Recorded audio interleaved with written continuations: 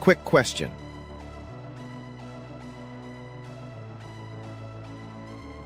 What did you eat for lunch exactly 1 week ago?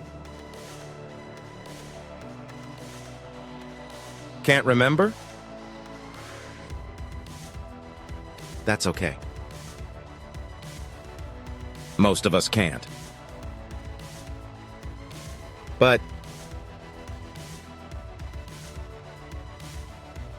what if I told you? There may come a day when forgetting becomes optional, where memory isn't just something you have, it's something you upgrade from brain implants to digital backups of your thoughts. Today, we're diving into the real science of enhancing memory with technology.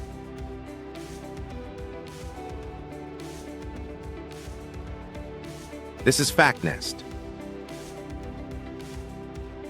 And if you missed our last episode on whether AI can diagnose you better than a doctor, go back and watch it.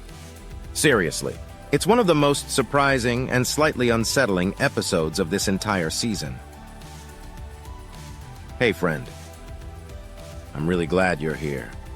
This journey through the future of the human body wouldn't be the same without you.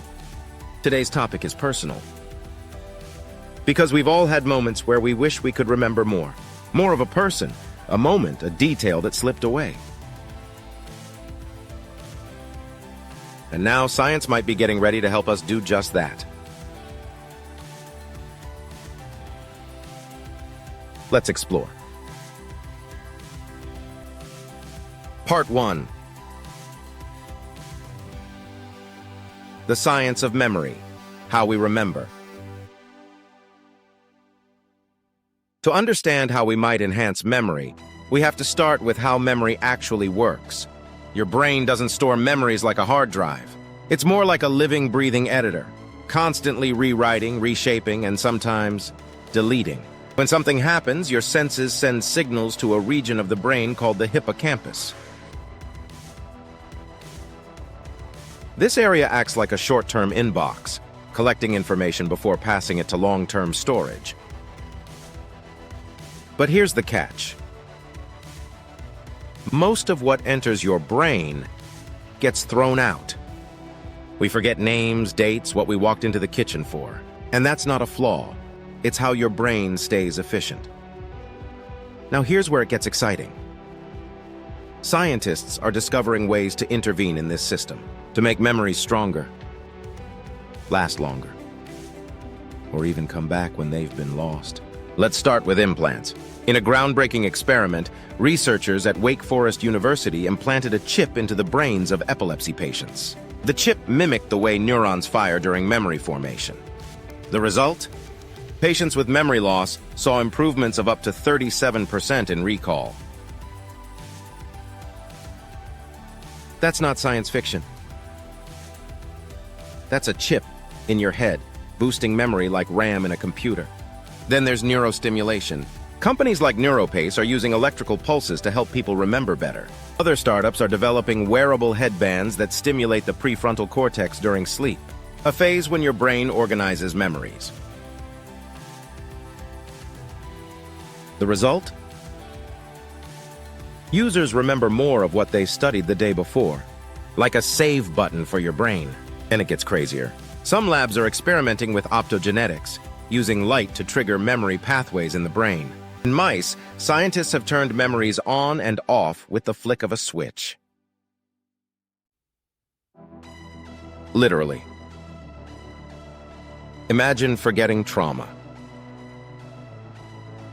or remembering joy, by activating a neuron with light. Of course, we're still far from using this in humans, but the foundation is real. And the potential? Unreal. Part 2.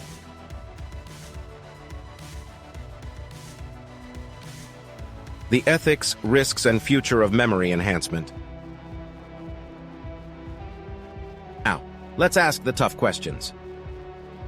If you could boost your memory with a device, would you? What if it meant becoming a better student, a sharper employee, or remembering the face of someone you lost. It's tempting.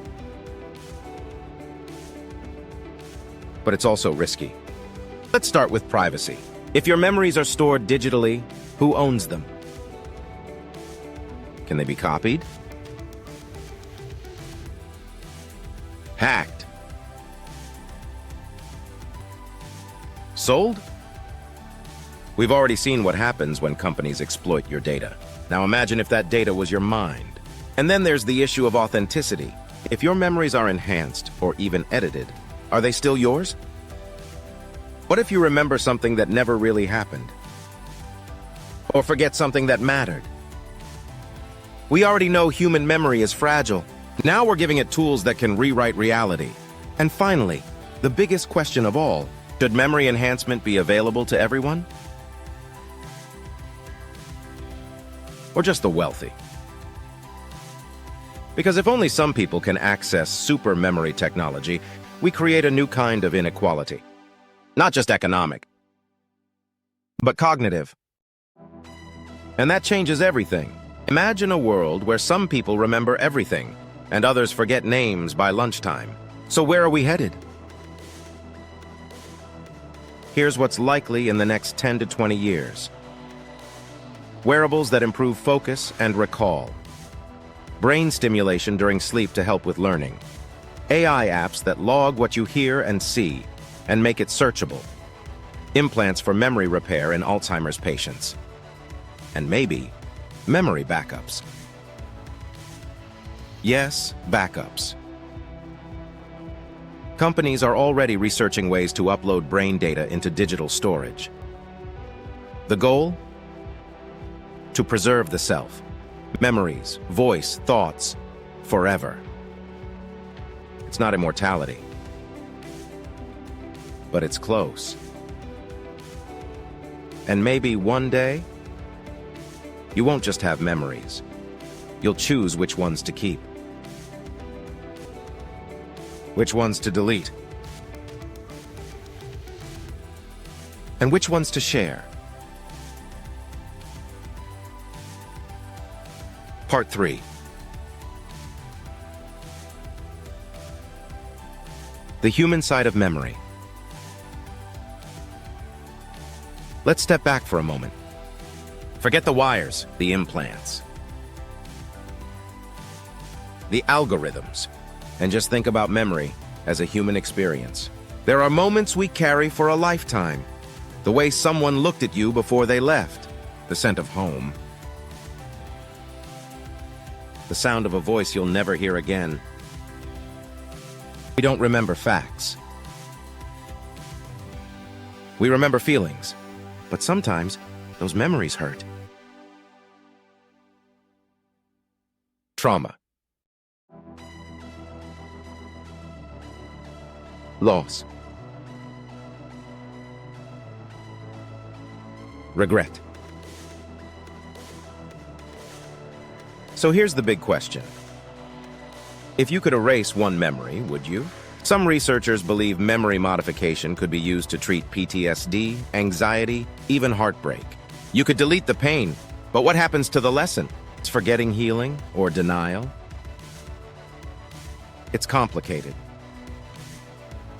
Because memory isn't just what happened. It's how we interpret what happened. Change the memory, and you might change who you are, but there's another side. What if you could relive the best moment of your life, whenever you wanted? Your child's first laugh. A perfect sunset. A goodbye that finally made sense. That's what some call re-experiencing, and it might become possible with neural playback technology. Imagine being able to feel a memory again, not just recall it. That's powerful. And kind of beautiful, because at the end of the day, we are our memories. Not just what we know, but what we've lived. What we've loved. And what we've lost. Technology might give us control, but it's up to us to decide what's worth remembering and what's worth letting go. So, Memory is the story we tell ourselves. It's who we are. What we've lived. And what we love. But now we stand at the edge of something new. What happens when memory becomes technology and remembering becomes a choice? That's not a distant future. That's now. If this episode sparked something in your mind, like a memory you forgot you had, hit like, subscribe, and tell us in the comments, if you could enhance one memory, which one would it be? Coming next on FactNest.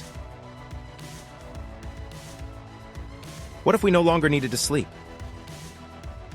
Could technology make rest obsolete? In episode 5, we explore the end of sleep and why your next full night's rest might come from a pill or a chip. Thanks for watching, friend.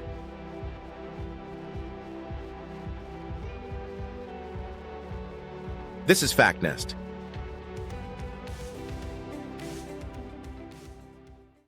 where your future is unforgettable.